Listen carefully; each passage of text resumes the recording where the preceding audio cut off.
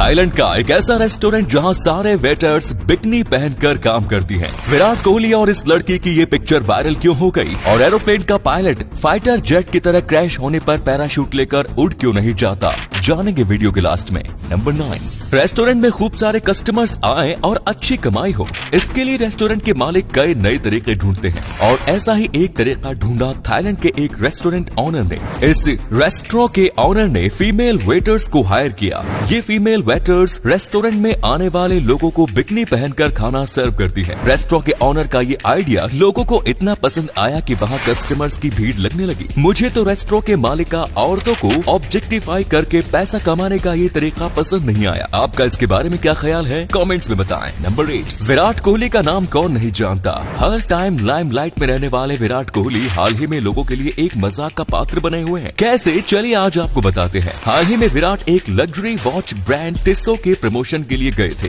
वहाँ उनके साथ टेनिस स्टार करमन कौर थांडी भी मौजूद थी। दोनों स्टार टिस्सो की घड़ियां पहनकर पॉज दे रहे थे। इस दौरान विराट करमन से थोड़ी ऊंचाई पर खड़े थे। ये फोटो सोशल मीडिया में आई और लोग विराट पर बरस पड़े। लोगों का कहना था कि विराट जानबूझकर करमन से एक सीढ़ी ऊपर खड़े हैं ताकि वे खुद को फोटोज में करमन से ऊंचा दिखा सके। आपका विराट के इस फोटो के बारे में क्या कहना है, कमेंट्स में लिखकर बताएं। नंबर 7, अगर किसी हाईवे पर लगे बड़े से बिलबोर्ड पर आपको अपनी फोटो लगी दिखे तो इससे ज्यादा खुशी की बात क्या होगी। पर आज हम आपको एक ऐसी महिला से मिलवाएंगे जिनका चेहरा उनकी जानकारी के बिना दुनिया भर में फैल गया। मिलिए शबनम खान से। साउथ अफ्रीका की रहने वाली शबनम पेशे से एक ऑथर और आर्टिस्ट है। शबनम ने अपने कॉलेज के दिनों में एक आर्ट प्रोजेक्ट के लिए फोटोशूट करवाया था और कुछ सालों में उनका ये फोटोशूट दुनिया भर के कई ब्रांड्स का चेहरा बन गया और शबनम को इसकी कोई जानकारी नहीं थी। उनका चेहरा टर्की की फेयरनेस क्रीम, न्यूयॉर्क की कारपेट्स, चाइना के मैकडोनल्ड्स बर्गर्स, कंबोडिया के ट्रैवल पैकेजेस और यहाँ तक कि उरुग्वे और कनाडा में इमिग्रेशन को प्रमोट करने के लिए इस्तेमाल किया गया। शबनम को जब इस बात का पता चला तो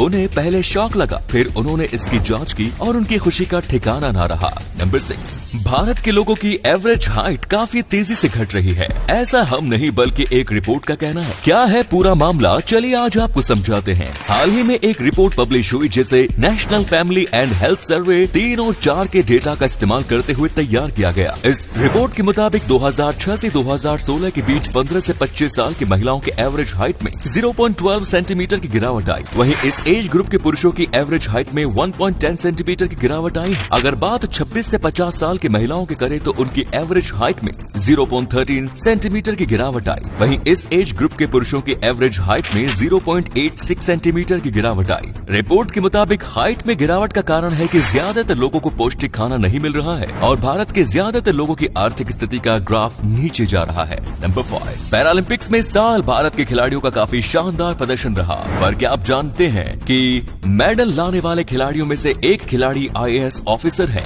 मिलिए सुहास यथिराज से। नोएडा में DM के रूप में काम कर रहे सुहास ने UPSC का टफ एग्जाम क्रैक करके IAS की पोस्ट हासिल की। सुहास को गेम्स में काफी इंटरेस्ट था, इसीलिए उन्होंने अपनी जॉब के साथ बैडमिंटन खेलना शुरू किया और कई नेशनल इंटरनेशनल मेडल्स जीते। पर उनका अल्टीमेट टारगेट था भारत के लिए पैरा ओलंपिक में मेडल लाना। 2021 में हुए टोक्यो पैरालंपिक्स में सुहास ने मेंस सिंगल्स SL4 कैटेगरी में सिल्वर मेडल जीतकर अपना ये सपना पूरा किया। आपको ये फैक्ट कैसा लगा, हमें कमेंट्स में लिखकर जरूर बताएं। नंबर 4, आपने आज तक कई फास्ट रनर्स के बारे में सुना होगा, पर क्या कभी आपने दुनिया के सबसे तेज बैकवर्ड रनर के बारे में सुना है?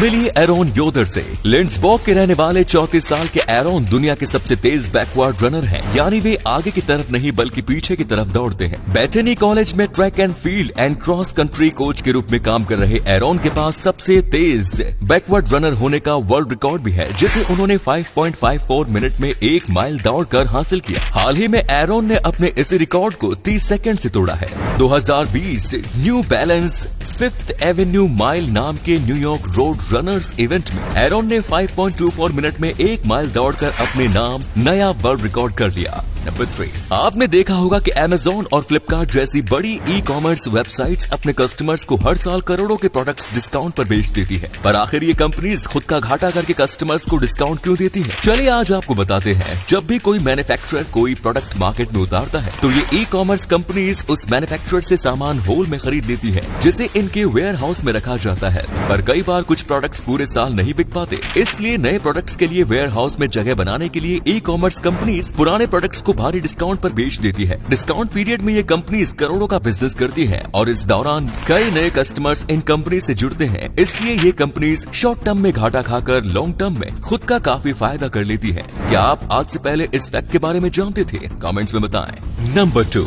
कुछ लोग 8 घंटे की नींद लेते हैं तो कुछ लोग 6 घंटे की नींद लेते हैं। वहीं कुछ महानुभावों की नींद इतनी ज्यादा होती है कि 24 घंटे भी कम पड़ जाते हैं। पर आज हम आपको एक ऐसे व्यक्ति से मिलवाएंगे जो एक दिन में सिर्फ 30 मिनट ही सोते हैं। मिलिए देसुक होरी से। जापान के रहने वाले होरी पिछले 12 साल से रोज सिर्फ आधे घंटे के लिए सोते हैं। 36 साल के होरी का कहना है कि उन्होंने अपने दिमाग को ऐसे ट्रेन किया हुआ है कि वे आधे घंटे में लगभग 7 घंटे की नींद ले लेते हैं ताकि नींद के बाकी घंटों को वे किसी और काम में लगा सके।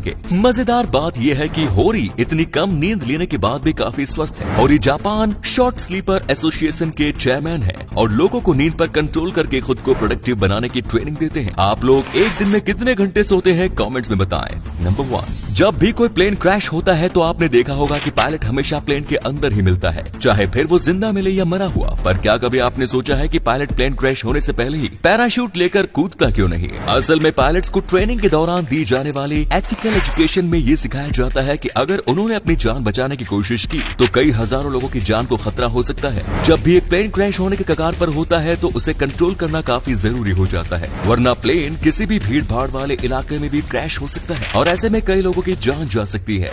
इस खतरे को टालने के लिए पायलट आखिरी टाइम तक प्लेन के अंदर ही रहता है। ऐसे में वो जिंदा बचेगा या नहीं ये उसकी किस्मत पर डिपेंड करता है।